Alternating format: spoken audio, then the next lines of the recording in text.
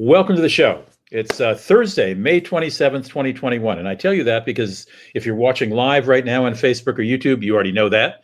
But if you're watching this after the fact, you should keep in mind that we're talking to you in May of 2021, because some of the advice we give today that you learned today may have changed by the time you watch this. But generally, it's going to be really good advice. We're going to talk today to two experts who know all about how to collect miles and points for credit from credit cards and other techniques that you can use for free hotels, free rental cars, free airplane tickets, and so on. They live and breathe this stuff every day, and you're going to meet them shortly. First, I do want to start with a little bit of wine, which I sometimes do, and talk about the region it's from. And given that it's summer in most places, except for where I'm sitting right now in St. Paul, Minnesota, where I kid you not, it is 45 degrees outside right now. Actually, I was going to do this from outside, this webcast, but 45 degrees, and it's raining and grim looking. Normally, it's pretty nice around now. Anyway, I hope it's nice where you are. I'll make believe it's summer. You probably already know it is. In which case, it's time for Sauvignon Blanc, that really dry, crisp white wine that goes great around a pool or grows great on hot days with often spicy foods. And there's no place, well, I shouldn't say that. There are good Sauvignon Blancs made all around the world, but the country that's most famous for them is New Zealand. And there's a reason for that. New Zealand, you've seen the Hobbit trilogy, you've seen the Lord of the Rings trilogy, or King Kong, or Avatar. Most of those movies were filmed in New Zealand because it's a wild country with incredibly gorgeous landscapes. It's one of the few countries in the world that still has active volcanoes, 5 active volcanoes in New Zealand. That makes for a great sort of alluvial soil, a loose soil of gravel and sand and clay, which is very fertile for growing things like grapevines. And in one of the regions, New Zealand, is Marlborough, and that's where about 70% of all the wine produced in New Zealand is where the grapes are grown and where it's produced. In Marlborough, New Zealand, Sauvignon Blanc is king. I must say, Pinot Noir is very good from New Zealand as well. We'll try one of those on another show. But I have 2 bottles. The nice thing about this is, first of all, they're very well priced. And I'll give you the expensive one first. This is Cloudy Bay. It's probably one of the best known names of Sauvignon Blanc from New Zealand. Let me try to get that on the camera right. From New Zealand, Cloudy Bay. They were one of the first to really be a big hit in the United States. They're also one of the most expensive. They blend this from about 90 different vineyards. And this is fairly expensive for New Zealand Sauvignon Blanc. I'm looking at my receipt. I bought it this week. It's $32 here in Minnesota, maybe a little cheaper for you. One thing I like about New Zealand wines is almost all of them are screw tops, which means no corkage spoilage, no difficulty getting the cork out. Just unscrew it and pour it. So let's try a little Cloudy Bay, and then I'm going to try a less expensive one that I happen to like as well, generally, though I haven't had one in a couple years. So this is Cloudy Bay, probably the best known name for Sauvignon Blancs from New Zealand.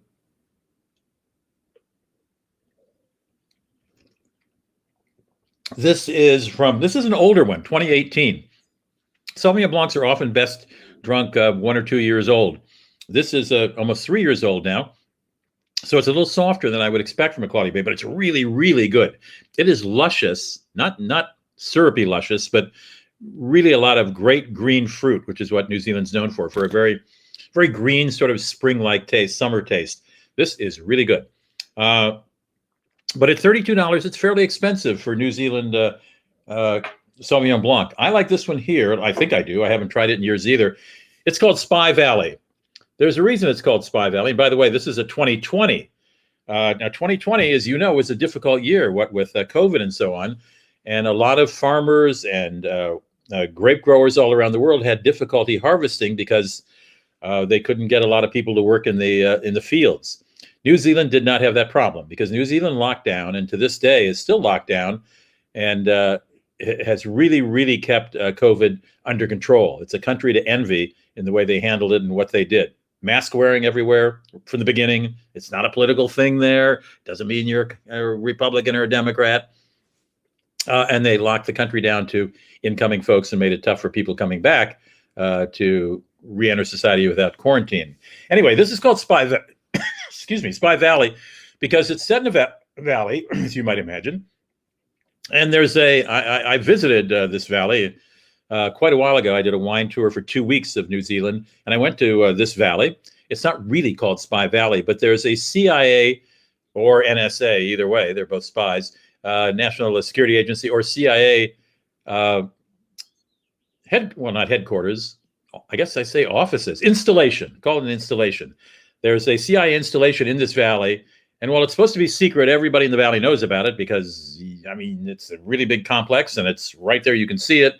And, you can't have people living all around you and at some point not find out what the hell's going on in that building. So they named their wine Spy Valley after the American spies who work there. Whether they're still there or not, I don't know. I haven't been back in over 10 years. Again, nice, easy screw top. This retails for $18.49. So that's considerably cheaper than $32. But I have a feeling it's going to be almost just as good. Now it's 2020, so it may be even younger tasting. Let's see.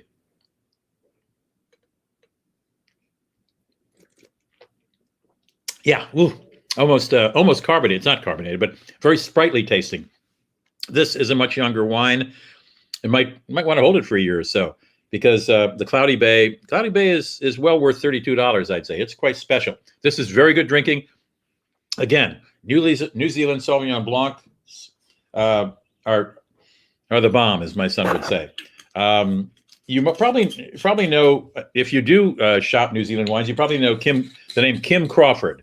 Kim Crawford, I think, is by far the largest producer of wines of every flavor, so to speak, in New Zealand. I call them supermarket wines. You can find them almost anywhere. Kim Crawford does a good job. I remember going to a tasting there once and having 60 bottles of wine lined up for tasting. And it was morning. It was right after breakfast. That was a long day. Another name to look for is Craggy Range. Craggy Range is a state-of-the-art vineyard. I happened to be there the night they were opening by sheer chance, and they had the New Zealand Symphony Orchestra playing outside in the country. And I sat next to the guy who climbed Mount Everest, the very first one to climb Mount Everest, whose name will come to mind in just a second. All I can remember is his trusty assistant Tenzing, Sir Edmund Hillary. I was seated at dinner next to Sir Hillary by sheer chance during this evening of tasting the new wine. So I have a special memory of Craggy Range. But Craggy Range is a very good name to look for as well. Probably in the $22, $23 range, but really, really good Sauvignon Blanc. Okay, as far as visiting wineries in New Zealand, you can do it. You can do it. They're smaller operations. They're not big Napa places where I always like to say you can pull in and get a keychain and an apron with the logo on it. But you can go to New Zealand. Both the North Island and the South Island produces wine. And do a little research before you go, and you can visit wineries and taste. All right, I want to introduce our two guests today. As I say, both experts in points and miles. Live and breathe it. Live and breathe it. Ted Rossman is the senior industry analyst at creditcards.com. He has spent over 10 years. Hi, Ted. Hey, Rudy. Thanks for having me. Ted has spent over 10 years studying credit cards, both to help people with their finances, but also with a special eye on frequent flyer points and hotel points, etc. He got a bachelor's in science from Colgate University, I noticed, by looking online. So I'm going to ask him how he got into this. But I think maybe I should introduce David Grossman now as well. David Grossman also was appalled one day to find out that his friends were actually paying to fly first class. Couldn't believe it because he'd been traveling all around the world using miles and points, a lot of them. He runs a website called milestalk.com, which is loaded with advice, some of which you're going to receive today. But before we go into it, I want to ask each of you, I mean, this is a strange profession. No one goes to college and says, I want to be a credit card miles and points expert. Ted, let's start with you. I introduced you as being a Colgate graduate, and you majored in political science, was it? Exactly. And how did you fall away from a legitimate career path? Yeah, so actually my childhood and college dream was to be a sports broadcaster. And I actually got to do some of that at Colgate. And, I decided that I love sports, but I didn't want to go into that as a career. So I ended up getting more into the communications side. I worked for a couple of public relations agencies and then kind of through that found my way into credit cards and kind of the other side of the coin. So instead of, setting up interviews and writing press releases, I ended up being the one who, gets to do fun stuff like this and talk to people about credit cards. So I like to think that it's kind of the next best thing to being courtside at the NBA Finals, broadcasting the games. And are you an assiduous collector of miles and points? It's funny. I actually am more of a cashback aficionado myself. I have a couple of young kids and I like to travel and I travel some, but even before COVID, it wasn't something that I was able to do all that often. So for me, especially with two young kids, it's kind of more of a, how do we maximize our return on everyday expenses? All right. Well, we'll talk about the cashback cards versus the miles and points cards.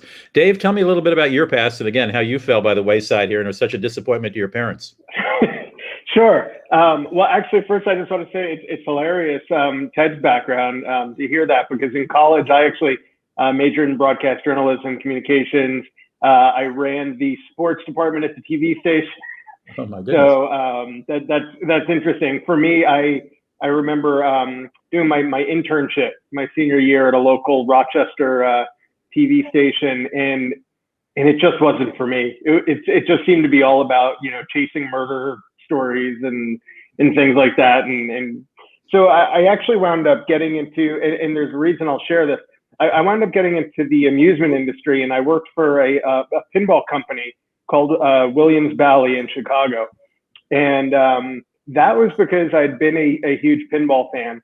And the interesting connection here is that basically I was obsessed with pinball, and then Williams Bally actually found me on the internet because of a website I had, recruited me. I was living in London at the time, recruited me to Chicago. I took over a department there, had a great time, but eventually transitioned into, during the dot-com boom, I got into working on the internet, wound up starting my own business doing web design development, and then sort of got into travel in terms of, I discovered frequent flyer miles, and I loved the strategy behind trying to game the system, not in a nefarious way, but how do you maximize value, right? So I'd gotten, this is going back to about 2005 or 6, and I'd gotten some Starwood preferred guest points after a booking error that I had discovered on Flyer Talk. And it was for a property in Bora Bora, and basically they dropped a zero off. It was $100 a night instead of $1,000 a night. So I booked a couple of weeks there, told my girlfriend at the time, like, we're going to Bora Bora, and then they canceled it, but they gave me points. And I was like, well, what are these star points? What do I do with these? I hadn't yet gotten into points. A very long story short, I realized I needed to get a little bit more star points. I did. I started taking some really high-end vacations for free. I think my first real one was in Monte Carlo. We had a junior suite. It was like a $1,500 a night suite with a butler and all of that for 12,000 points a night. And I was like, this is insane. This beats cash by a mile, because it's up to me how much I can maximize it. And that started me down that path. I started an online travel agency called hotelmagician.com in 2006, which lasted for about 6 years. And in that, I started writing about credit cards. I had affiliate relationships with American Express and Chase and Citi. So I've been doing this for about 13, 14 years now. And, I actually wound up taking a break from credit cards after Hotel Magician. And then in 2016, I led a seminar at South by Southwest on miles and points. And I was not in this space really at all, but somehow this happened. And then people encouraged me. They're like, why don't you have a blog? Why don't you have a community? Blah, blah, blah. And here we are. Now I do. Interesting, the gateway drug, girlfriend. Yeah. But it's about strategy, right? Yeah. It's about strategy. All right. Is it fair to say, well, I'm just breaking this up, Ted. I don't know if it's fair to say this, but when you're looking at credit cards, leaving aside the ordinary credit card we used to have 20 years ago, you might be able to break it down into credit cards that give you cash back, credit cards that give you specific miles or points on a specific airline, rental car company, or hotel company because it's issued and co-marketed with that specific company. And then the third type, I would say, are credit cards where you accumulate points. They may call them points. They usually call them points that have relationships with maybe a dozen hotel chains, maybe a dozen or so airlines, some rental car company, and you can use those points on numerous airlines, numerous different hotel companies. So I don't know what you'd call that particular kind of card, but is that fair? Those are the three types we'll be talking about today? That's right. Yeah. So just to go a little deeper on that last group, which you might call the transferable points or miles cards, we're thinking stuff like Chase Sapphire Preferred, Chase Sapphire Reserve, Amex Platinum, cards like that.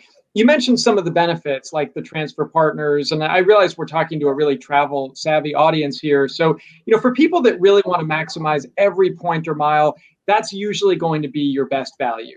It's usually a little bit more complicated, but if you can find the way to transfer those points to those airlines or hotels, you do the math, you find the real sweet spots, you're able to travel on the days when you can get the best rates, that's usually the most lucrative. Now, what I would suggest, kind of bringing in some of my cash back affinity, is that increasingly, I think there's kind of a hybrid approach here. Some of it is driven by COVID. For example, those Chase Sapphire cards have a program where, yes, you can transfer or you can book travel through them. And it's at a fixed rate. So on the Sapphire Reserve, let's say you get 1.5 cents per point. And you can basically book any travel, and that's going to be the rate that you get. Well, especially during COVID, they've broadened that. So you can actually get that same elevated ratio. Travel used to be 1.5 cents, cash back was just 1.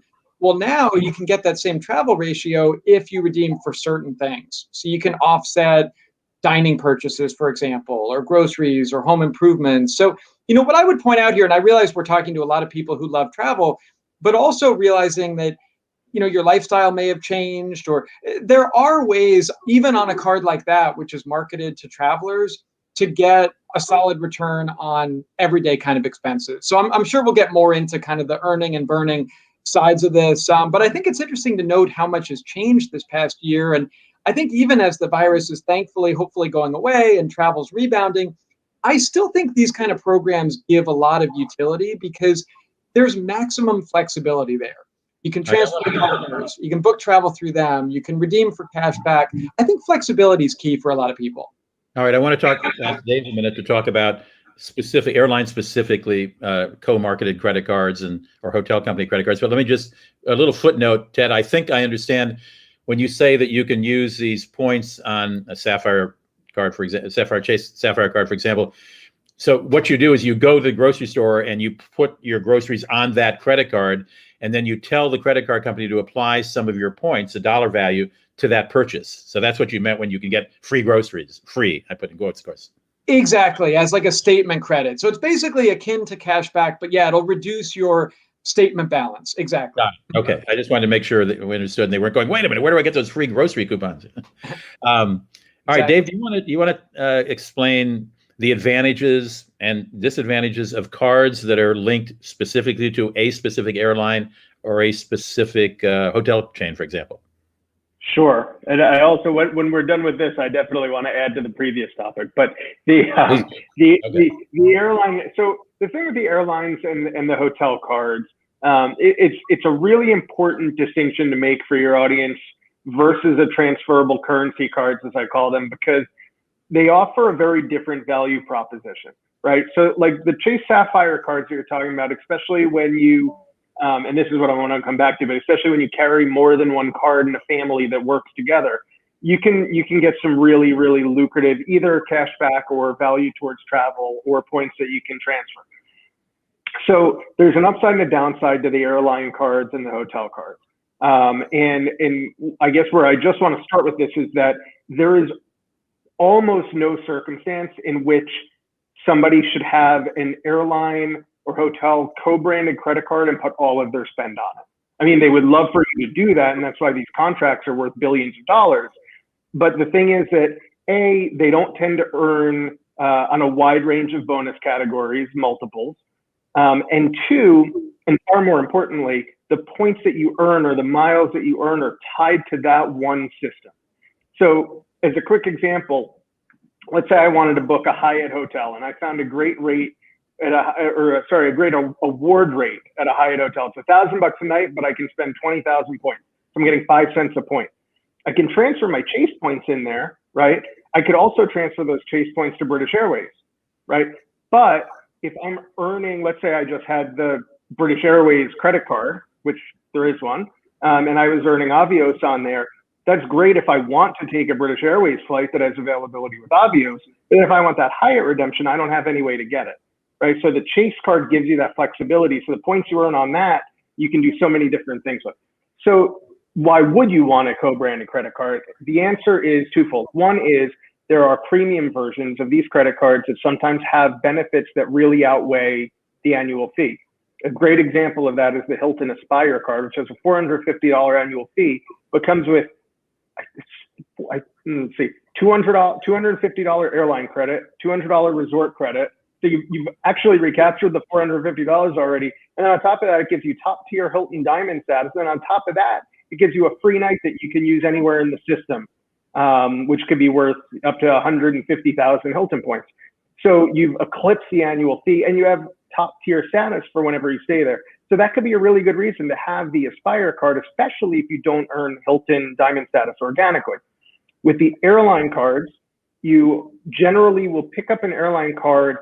There's two use cases. One is you would pick up a premium card, which includes airport lounge access to that one airline if you fly that airline all of the time and would otherwise buy the lounge access, a membership. Because in all cases with the majors in the US, you pay less to carry the premium credit card that includes the complimentary lounge access than you would to just buy the lounge access. So you might as well have the premium credit card. And then for average people, the reason would be the free bags, right? Because if you fly in this sweet spot between, let's call it between 5,000 and 25,000 miles a year, you're not going to achieve any status that gives you free bags, but those bag check fees are really going to add up. So you might want to carry these cards for various reasons that are related to benefits, but you still don't want to put spend other than that co-branded brand on that credit card. Okay. All right. Well, let's see. I don't know. That's now let's talk about what cards let's talk about how you earn those miles, because it's conventional thinking in the last few years has been you get a whole bunch of miles if you sign up at the right time to carry a particular credit card. And Ted, I presume you keep track of that as Dave does. Yeah, absolutely. So really important to note here that there's sort of two flavors of earning. There's the sign-up bonus, which can be a big pop, and sometimes we talk about 100,000 points or more. I would caution too that not all points and miles are created equal. There's some great rankings out there. Like my company's affiliated with the Points Guy. He has a really great ranking of, for example, which ones are more or less valuable. So don't get blinded just by the number, but also figure out how much that's worth. And is that a currency that you're likely to use? Is that an airline that you're likely to fly or a hotel that you're likely to stay at? So the sign-up bonus is the short-term thing, and that can be really significant. I mean, if you spend a few $1,000s in the first few months, you might get enough for a really fantastic trip right there. There's also the long-term aspect of this, which is, well, then what? And some people juggle tons of cards. I mean, I know people who have 30 cards and they actually have good credit because they use them smartly. Seems like we have a couple on the webcast here. I wouldn't necessarily suggest that for a beginner. I think you work your way up to that. But, I also want people to think about longer term, how do you spend your money? So what are the categories where you spend most of it? Because even if you want to redeem for travel, if you do a lot of spending on groceries and gas and everyday items, find cards that maximize those categories and turn that into a free trip. I think it's a little bit of a myth that I think a lot of people who are getting into this don't necessarily realize is you don't necessarily have to travel a lot to get a great trip. You can turn those everyday grocery, restaurant, and gas purchases into a really phenomenal trip. And I think one point you mentioned that I think is true is I think I just saw something recently where you get a Hilton card, you get 150,000 Hilton points. That's a lot, but it takes a lot of Hilton points to get a nice room in a nice hotel. You might be wiser to get like $65,000 miles getting a Southwest credit card or 80,000 getting a Delta credit card. Even though the number is not as big, it may have more applicability to your life and they may be more valuable. Is that a fair statement, Dave? Yeah, absolutely. I think you got to think about how you're gonna spend it, and it's absolutely the case that a point is not equal to a point. It's not equal to a mile. In terms of if you were to look, if an IHG credit card is offering 150,000 bonus points and a Hyatt credit card is offering 50,000 bonus points, it sounds like that IHG card's a much better deal, but you're going to get far more value. IHG is Intercontinental Hotel Group. Intercontinental Hotel Group, and but their points are worth. So I think the Points Guy ranks them at about 0.7 cents. milestalk rates them at 0.4 cents after they've changed their program a few times recently. So if I use our value, so 0.4 cents, and then we rate a Hyatt point at 1.6 cents. So we approximate you're getting about 4 times the value from a Hyatt point. So even though on that sign-up bonus, you're getting 3 times as many IHG points, you're actually getting less value. And it's a very tricky concept when you're first starting out, because the bigger numbers naturally look bigger. And the bonus category thing that Ted touched upon, which I'll use for a quick plug, we have a sister site called yourbestcreditcards.com, which is a rewards calculator. And you type in what you spend in different bonus categories, and it calculates which credit cards will earn you the richest rewards based on your spend. So if you spend a ton in a grocery store, you're going to get different results than if you spend most of your money on gas, or if you spend most of your money dining out. And depending what the mix is, there's going to be different credit cards that are best in your wallet. And you also, to finish that thought, you need to make sure that the value that you're getting, like we might present to you a card that is based on the value of the point and the points that you'll get, the best card. But if that best card is a Hilton card and you absolutely never stay at Hilton, go to the next card, right? And that's where the transferable currencies really become key, because they don't tie you to anything. How many, Ted, do you have any idea how many people never use their points and miles? There must be billions unused. Yeah, I think it's something like a third of people are really not using these regularly and letting them expire. And I know it pains us to say, because there really is real value here. So that would be another bit of advice for everybody, is just take inventory, figure out what you've already got. And, in some cases, maybe it's more than you think, and you can go ahead and use that. In others, maybe there's strategies you can use to top that off, whether it's buying them, if it's a good valuation, sometimes there's promotions on buying points or miles, or getting some of these transferable cards that maybe work with those programs. And then that's a way to top up your account, and then you can take a great trip. And I think an important point here is that, and I think Dave alluded to this earlier, is that there can be devaluation. So these really are like currencies. In a way, it really is kind of like the US dollar and the euro and the yen and like all these different currencies. They have different valuations. The rules change. I think looking forward, thankfully, travel is doing better, but they're going to want to liquidate some of these points and miles in the system. I think they're going to want more paying customers. I think there's a good chance that the value of some of these points and miles could get reduced. And that was a trend even before COVID. Maybe it takes more miles to get that flight than it used to. So we call that a devaluation. The point is, use them sooner rather than later. These typically don't get more valuable over time. So like there's no real benefit to being a points millionaire. The intent here should be to earn them strategically and use them rather than just amassing them for the heck of it, because there is some devaluation that goes on here. So use them while you can. You agree, Dave? 1,000,000%. I love to use the phrase earn and burn. And I love to specifically use the example that these are not meant to be saved for retirement. It's really easy to think, you know what, I'm 55, I'm planning to retire at 65, and I'm gonna over the next 10 years, I'm just gonna not spend anything. I'm gonna take a great trip, 10 years. And that would be a huge mistake, because they do only lose value.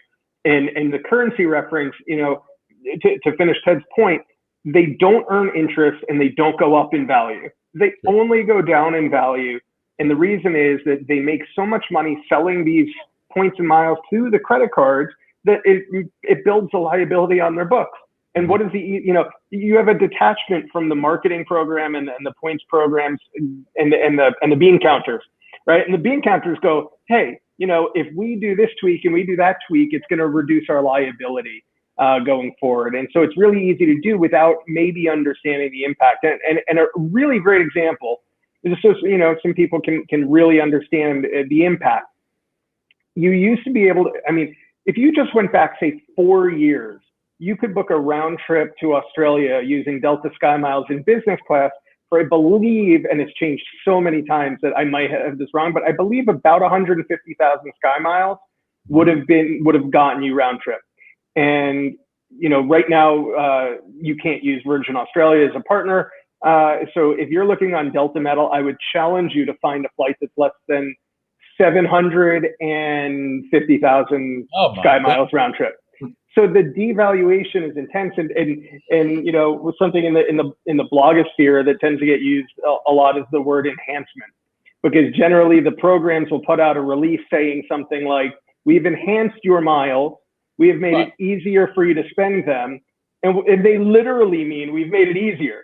Like, we haven't given you more value, we've taken away a ton of value, but you can spend them really easily. And I think that that's a good time to mention how these programs, the frequent flyer mile programs in the United States, have gone towards revenue-based redemption models, meaning that they really try to tie the price of your award to the price of the flight, which didn't used to be the case. You used to have to maybe fight for availability. If you were flexible with your days and times, you'd get tremendous value with your saver ticket. But now more and more, they're detethering from these award charts and trying to give you the value they want to give you, which takes away the ability to get the outsized value or makes it a lot harder to get it, which here's where I'll say, Ted, sometimes cash is king.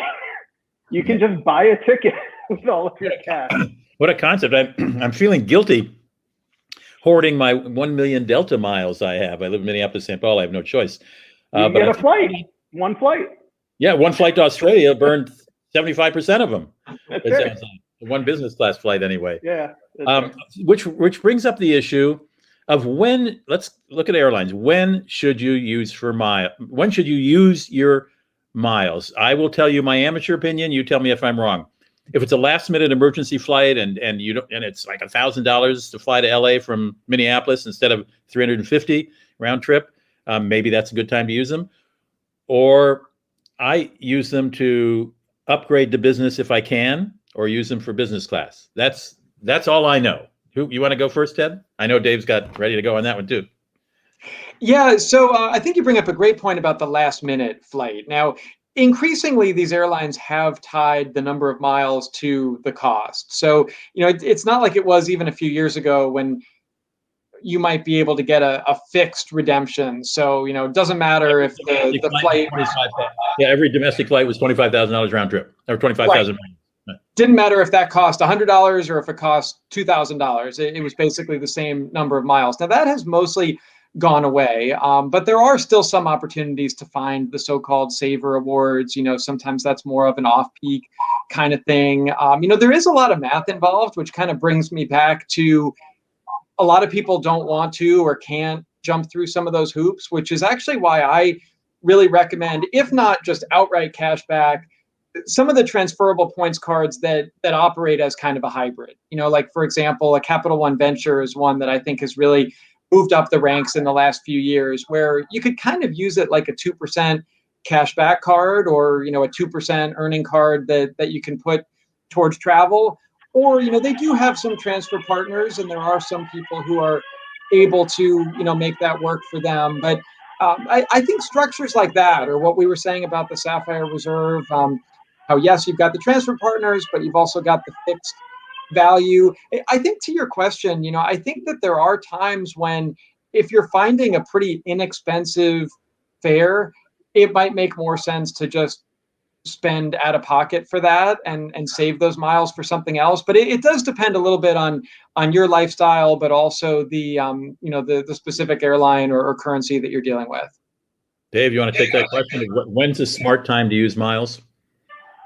Sure, although there is a fire siren going off, so if that doesn't stop in a minute, I'm going to have to check that out. Quick, before you burn down, give us that answer. Before you burn down, what's the answer? Well, remember your last words forever. It did. So it definitely used to be the case that the last.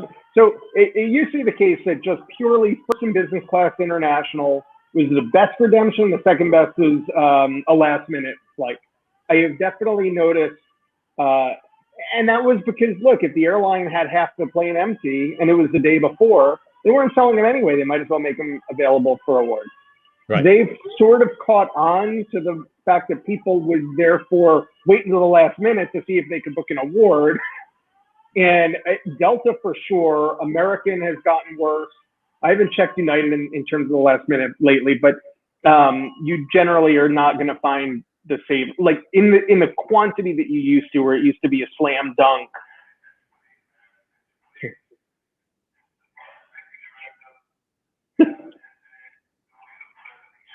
Okay, they're checking it out. I don't think we're burning down, but we're not sure yet. So Yeah, but the thing is that I think it actually ties back to the values that we talked about before. In terms of like, there are lots of blogs that give a value, right? And so let's talk for a second about what does that value mean. If you look on milestalk at the what is a mile or point worth page, what does that actually mean? And what it means is that it's sort of like a reasonable value at which you think you can probably do better, and in some cases significantly better.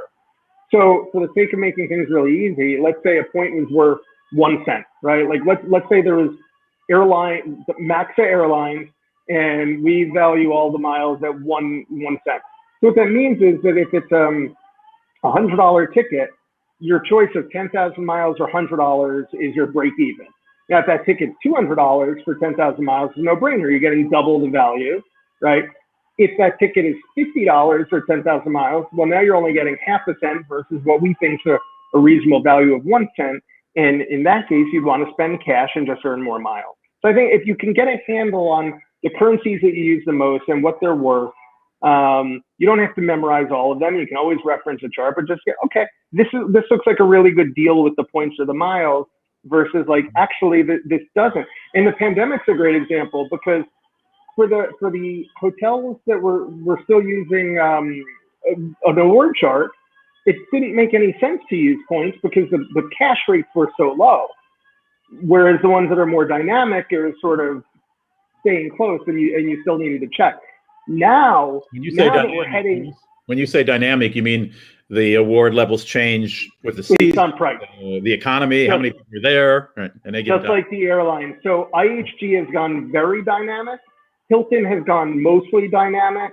Marriott and Hyatt have refrained from going dynamic, which is great. They both have off-peak and peak pricing. Hyatt's will kick in this July, but you know that if you can find a work, like let's say you're looking for a Christmas time redemption, rates are really high.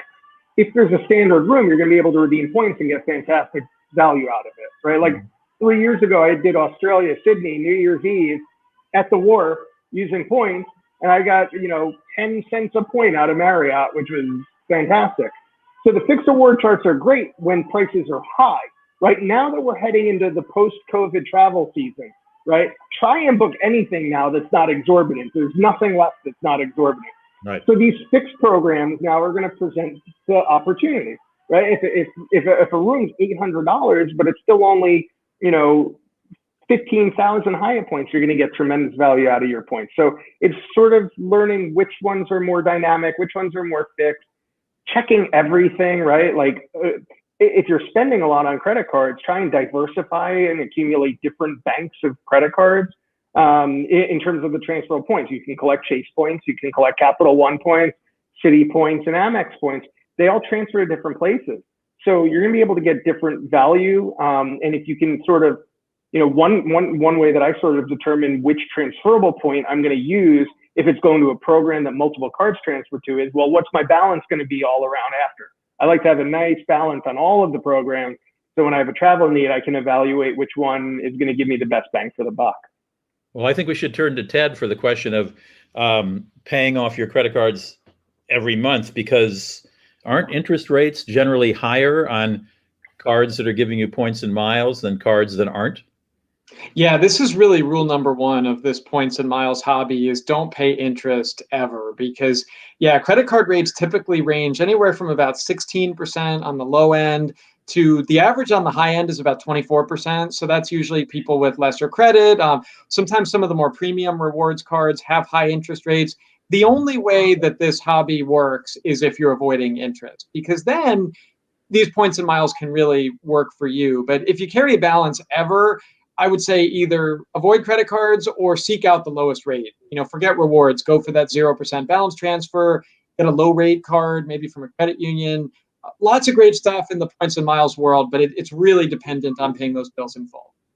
And on a plus side, Dave, we should point out that, you did talk about if you have an airline specific card, that's the airline you use it on, but I know you know this, I'm not telling you anything, but we should tell the audience if they don't know this, that most major airlines are members of one of the three large marketing consortiums. So Delta miles are not only are good on Air France and on I don't know, I use them all. Korean Air,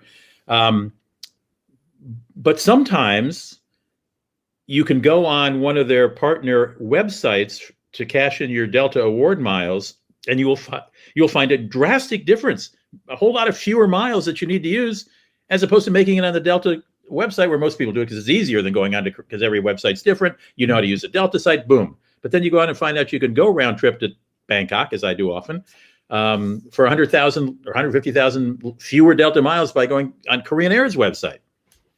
This is what the game is. I mean, this is why we're having this seminar. Is people should think about the fact that your airline miles are good, not just on that airline, if they're a member of any of the three large consortiums, which American, Delta, and United are. Not Southwest, but everybody else.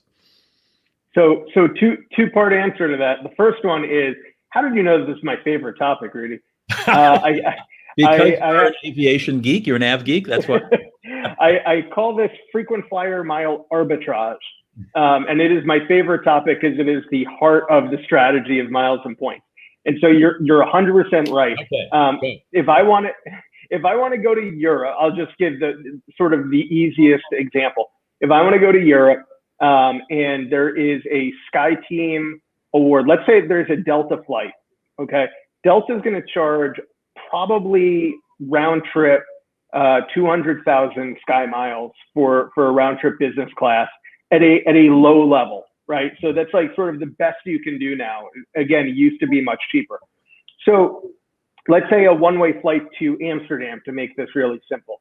So New York to Amsterdam, 100,000 miles one way on Delta.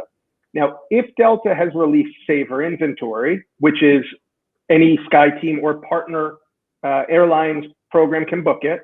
So Virgin Atlantic would be 50,000 miles for that same flight. Now, to be very clear, this is not a better way to use your Delta miles, because you can't transfer your Delta miles to Virgin.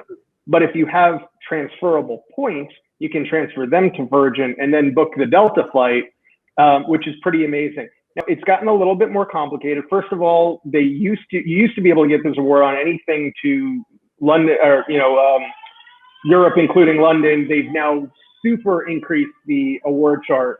So now it's only the Delta flights that don't transit through London get this amazing pricing. But it is amazing pricing, and it just shows you, even if you narrow down a flight that has availability, you still need to look at what program is going to get you the lowest rate, and that can be drastic. The part two is, as much as this is my favorite topic and remains my favorite topic, it's gotten a little bit harder.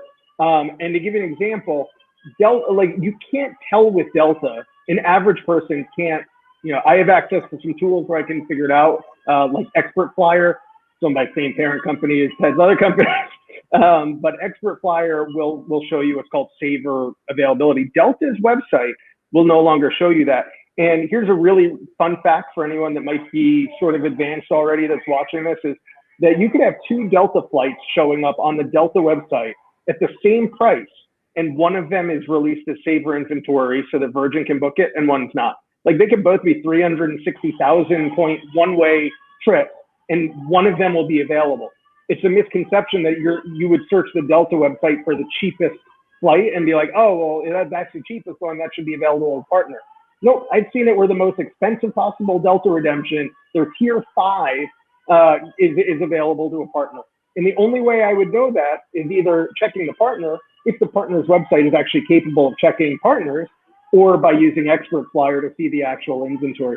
So the short answer, or the short synopsis of the long answer, is this is absolutely the best thing in miles and points, is finding the arbitrage, but the revenue-based redemptions have made it a little bit harder, because one last example, American, in their attempt to go very much revenue-based on redemption, have actually made it where you can actually book sometimes. So let's say they're to Europe, a saver award with American is 57,500 miles. They have now made it where they might release a ticket for 48,000 miles, but you need American Advantage miles. And even though it's cheaper than their saver price, they're not making a single seat available to their one world partners like Alaska. So it's trickier than ever to know when you can get the opportunity. But if you do your work, you'll find the opportunity. Ted, you got anything you want to add to that? I think this does underscore why, for most people, the more straightforward approach is better. I mean, I agree. These opportunities are out there, and this is a game. And there's people like Dave, who love it and they understand all the loopholes. But I would just say, if you're listening to this and it sounds super confusing, I think that's where either straight cash back or a card like one of the Chase Sapphire cards where you can have a fixed redemption or the transferability. I just think that opens up more options for most people, because it does seem like these loopholes are getting harder and harder to find. And I think for the average person, if you don't have a lot of time or attention to dedicate to this, or you have young kids and you're really beholden to the school calendar, and I think this often works best when you're more flexible in your travel plans and you can kind of go where the deals are. But if you want to go to a specific place on a specific date, that's where having more of a fixed value can help you out. Well, there are a couple sites, and I have used them over time and have been amazed, because I'm sort of savvy about this stuff, and I think I am, and I've been amazed because I've done my best, and then I've called up. Well, there are a couple sites where you will just tell them roughly how many miles and points you have on how many airlines or in hotels or on your credit cards, and say, I want to go from here to there and back on these dates, and they will come back to you and say, okay, here's what we found. And they are much better at finding them than most of us are. And I have actually saved hundreds of thousands of miles by using them. They often charge $130 and so on. And they actually make the reservation for you. They don't take your credit card. They just make the reservation, and you have 24 hours to go in and pay for it with your miles by calling the airline directly. And I've got to say, they've been helpful. I haven't used one in a couple of years. Am I wrong in recommending those kind of sites? Either of you? Ted? Go for it, Ted. I think that could work. I think that, it's one of these ultimate, I guess quite literally, your mileage may vary, in terms of what you have, what you're looking to get. I tend to come out more on the simpler do-it-yourself route. What you've outlined, there is a cost associated with that, and it might be well worth it. But I would just say, for most people, these are the big questions to ask yourself, I think, is how do you spend your money? So we talked about like earning rewards in the categories where you spend the most. So how do you spend? What do you want to get out of your rewards? Do you want travel? Do you want cash back? And then I think the other big question is, how much complexity are you willing to take on? Like, how much effort are you willing to put into this? And what you've identified is a way to potentially outsource that, albeit with a cost. So I think these answers vary from person to person. And I think that's why that this is very individual. People ask all the time, what's the best credit card? It depends, right, on all these factors. Well, I also think I only use it for high price tickets, like business class tickets. So if it's a $125 fee, and by the way, if you don't accept their routing, you don't have to pay them, as I recall. So you're not locked into 125. They come back with what you found, or what somebody, or more than what you found. You can say, well, I'm sorry, I found that already. But be honest with them because they're going to work hard. I use it for higher price tickets, so $125 fee might save me, $500-600 in miles or dollars. So, Dave, did you want to add to that at all, or are you going with Ted's answer? No, I think that there are cases where it makes sense for people. I would kind of put it in the category of somebody who has a lot of points. Mm-hmm. Maybe 500,000 or million points.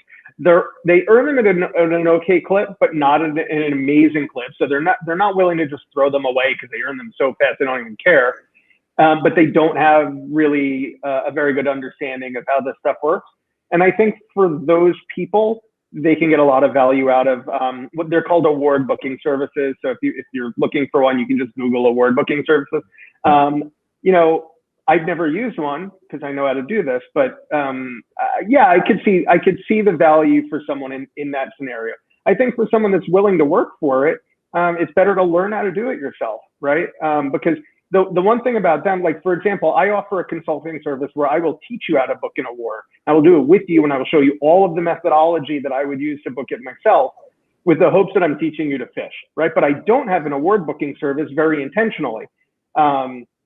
I think that if somebody has no interest in the learning, right, they're not going to put in the legwork to do themselves, and they fit that criteria I mentioned before, you could get tremendous value out of the award booking service, because if you're not going to do that and you don't want to learn how to do it, you're going to throw away your points. Let me ask you a very arcane question to both of you. It just occurred to me the last time I used an award booking ticket, which a service was probably 6, 7 years ago, and they booked a round trip ticket from Washington D.C. to Nice, I guess, and back. And they said, not a lot of people know it. It may have been to this specific airline. So tell me if you know or know this. You can add for $10 more another flight upon your return. I said, what? And she said, yeah, I mean, you can go from Washington, D.C. to Nice and back to Washington, D.C. And for $10 more, I can fly down to Buenos Aires. Now, I got to get back from Buenos Aires. I know what you're talking about. This doesn't exist anymore. It doesn't exist anymore? Okay, it's for old guys. Unless Ted knows of an example. American Airlines Advantage Program used to be the absolute easiest to do that with. You could fly from London to Los Angeles via New York, and you could stop over in New York for unlimited days, up to 331 days. So I would do that all the time, and you could leave the ticket open.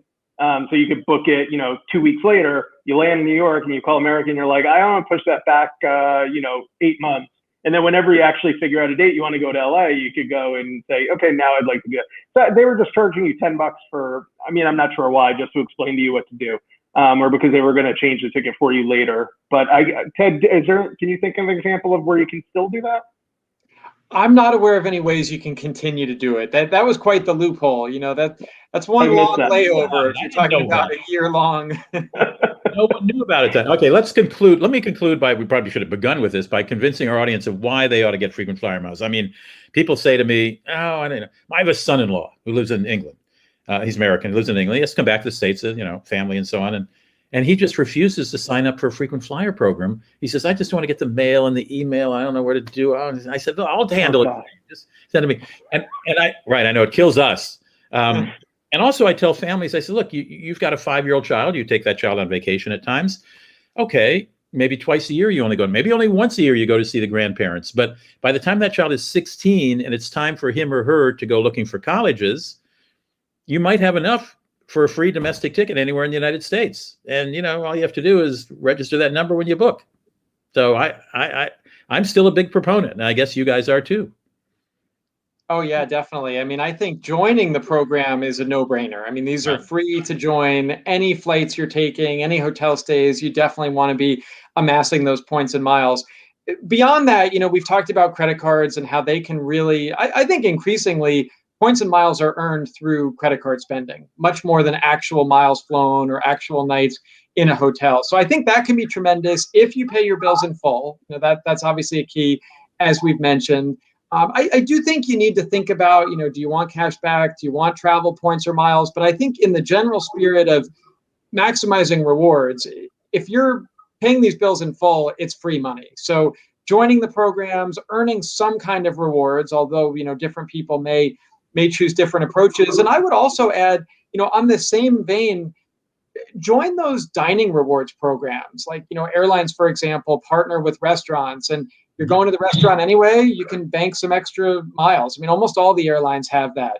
Shopping portals, you're buying something online, click through your credit card portal. Chase has a really good one. A number of airlines have these. It's just sort of, if you're not getting this, it's just losing value. So if you're paying with cash, or if you're not, following some of these steps, or if you're paying with a debit card, they don't usually have rewards. So I would say everybody's got to figure out sort of where they fall on the spectrum. But to me, I think it's great to get free stuff. So there's different gradations to this, right? We've talked about some more advanced things, but I think as far as the basics, join those programs, look for other ways to earn on everyday things, and it'll pay off. Dave, what do you say to a friend years ago? What do you do? That's crazy. Who cares about all this stuff you do? What do I say to someone that says, who cares? Yeah, who cares about these miles and points and all? I send them a few of my flight reviews where I'm in a seat as big as their apartment that I didn't pay anything for, going to Asia and drinking $500 bottles of champagne. Okay. Generally that's what does it. Everyone, my wife fully gets it, but anyone that I've ever dated, if they didn't understand it, I would book that first international business class flight, tell them what I paid for it, let's say $50 in tax. And from then on, they're like, do what you do. On the team. That's the value. And it's so, like Ted just said, Ted encapsulated it perfectly. It's like, it's free. It's minimal effort. So even if you accrue them very slowly, but like then maybe one day you get to where, you know, you don't even realize it, and you're one credit card bonus away from a round trip business class flight to Asia, right? So you can top off that way. So, you know, to someone that's like, oh, I'm never going to earn enough, well, you can combine it with credit card miles down the road. You don't even have to have a plan now, but you might as well earn the miles. Most of them don't even expire anymore or can be extended with one bit of activity. And those dining programs are, I mean, you hook it up to your credit card, set it and forget it. Just, you know, I'll go out, I don't even think about it. And then after I eat somewhere, I get an email that says you earn miles. Cool. Oh, yeah.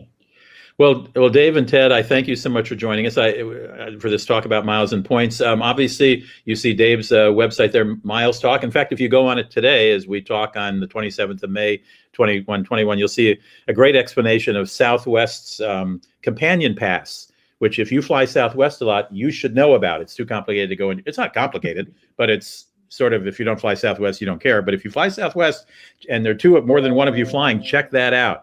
And Ted Rossman's site is always helpful too at creditcards.com. Ted and Dave, thank you so much for stopping in for the webcast. We appreciate it. And thank you. Take care. And if you don't subscribe to my if you're a viewer who doesn't subscribe to my newsletter, it's free. Put all kinds of tips in. Just go to maxatours.com/newsletter. You can sign up for free. It's a lot of fun, a lot of gossipy stuff. Meanwhile, thanks for joining me today. And don't leave any of those miles or points on the floor. Just go ahead and collect them. You never know. Take care. See you in a couple of weeks.